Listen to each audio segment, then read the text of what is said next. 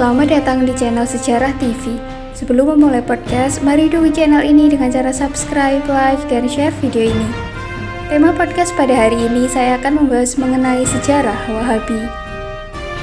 Ada komunikasi resmi dan juga bagaimana tanggapan Kemenak mengenai permintaan NU untuk membuat regulasi yang melarang penyebaran paham Wahabi di sejumlah tempat. Kita akan tanyakan langsung kepada staf khusus Menteri Agama Muhammad Nuruzaman. Selamat malam Pak Nuruzaman, Assalamualaikum.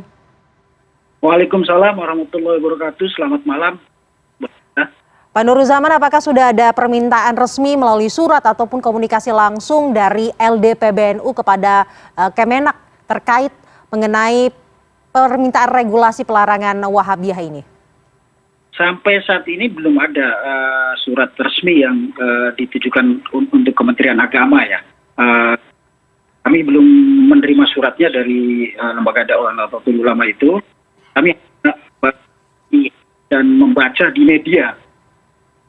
Jadi baru tahu dari media ya Pak? Mereka mengirimkan kepada kami. Baik, namun bagaimana tanggapan atau sikap pemerintah terhadap permintaan NU ini Pak? Ya tentu begini, tentu kita harus melakukan kajian secara serius ya tentang paham Salafi Wahabi. Lembaga dakwah Pengurus Besar Nahdlatul Ulama atau PBNU merekomendasikan agar pemerintah membuat regulasi untuk melarang penyebaran paham Wahabi melalui majelis taklim, media online maupun media sosial di Indonesia. Pasalnya, PBNU berpandangan kelompok yang mengikuti paham Wahabi kerap menuding bid'ah hingga mengkafirkan tradisi keagamaan yang dilakukan oleh mayoritas umat Islam di Indonesia. Tak hanya itu, PBNU juga menilai paham Wahabi itu ditengarai sebagai embrio munculnya paham radikalisme, ekstremisme, dan terorisme. Wahabi adalah ideologi keagamaan dari Arab Saudi. Paham ini merupakan pemikiran Islam dari Muhammad bin Abdul Wahab. Pemikiran yang dibawanya ditujukan kepada pengikut yang berpegang teguh pada purifikasi atau pemurnian Islam ke bentuk asli sesuai teks Al-Quran dan hadis. Tentu murni dalam artian mereka sendiri, di mana mereka merasa hanya kelompoknya saja yang Islamnya paling benar.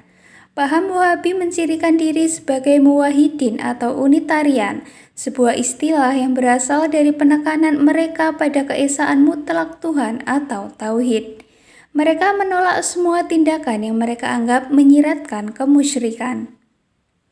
Bila ditarik sejarahnya, paham Wahabi berawal dari awal abad ke-18, ketika Abdul Wahab mulai menyarankan Saudi ke bentuk Islam yang murni.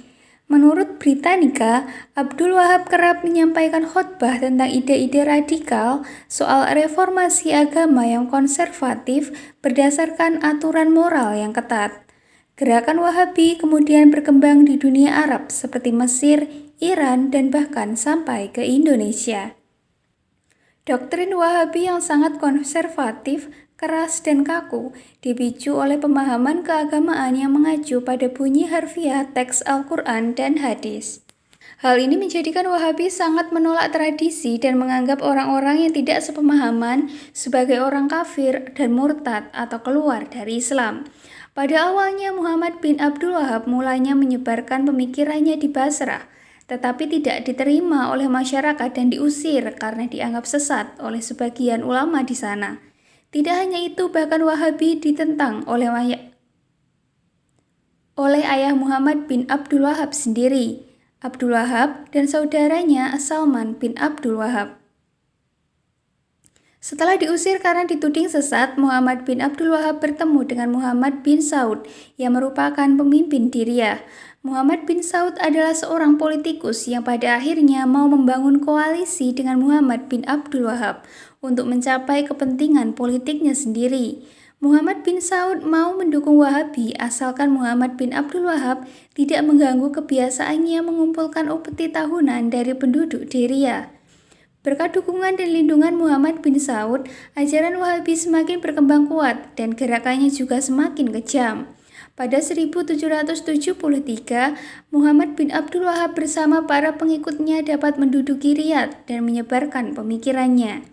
Oleh karena itu, para ahli sejarah beranggapan bahwa berkembangnya ajaran Wahabi tidak dapat dilepaskan dari berdirinya Kerajaan Arab Saudi yang masih eksis hingga sekarang. Pasalnya, koalisi tersebut juga membuat pengaruh Muhammad bin Saud semakin kuat dan kemudian mendirikan negara Arab Saudi. Setelah berkembang, para ahli Timur Tengah dan Afrika Utara semakin menentang ajaran Wahabi, bahkan sampai menyebutnya sebagai sebuah kebodohan. Pasalnya, Muhammad bin Abdul Wahab dan Muhammad bin Saud memerangi siapapun yang berbeda pemahaman tauhid dengan mereka. Hal itu dilakukan karena predikat Muslim hanya merujuk pada pengikut Wahabi, sedangkan semua orang Islam di luar mereka dianggap kafir dan murtad. Gerakan Wahabi pun melakukan keganasan di kota Karbala pada 1802 dengan pembunuhan yang tidak mengenal batas peri kemanusiaan. Selain membunuh masyarakat sipil termasuk anak-anak dan perempuan, tentara Wahabi juga membakar perpustakaan-perpustakaan Islam. Di antara kasus pembakaran buku yang paling fenomenal adalah pembakaran buku yang terdapat di perpustakaan Arab atau Maktabah Arabiyah di Mekah. Demikian pembahasan mengenai sejarah Wahabi. Apabila ada pertanyaan, dapat ditanyakan di kolom komentar. Jangan lupa untuk terus dukung channel ini dengan cara like, subscribe, dan share video ini. Terima kasih.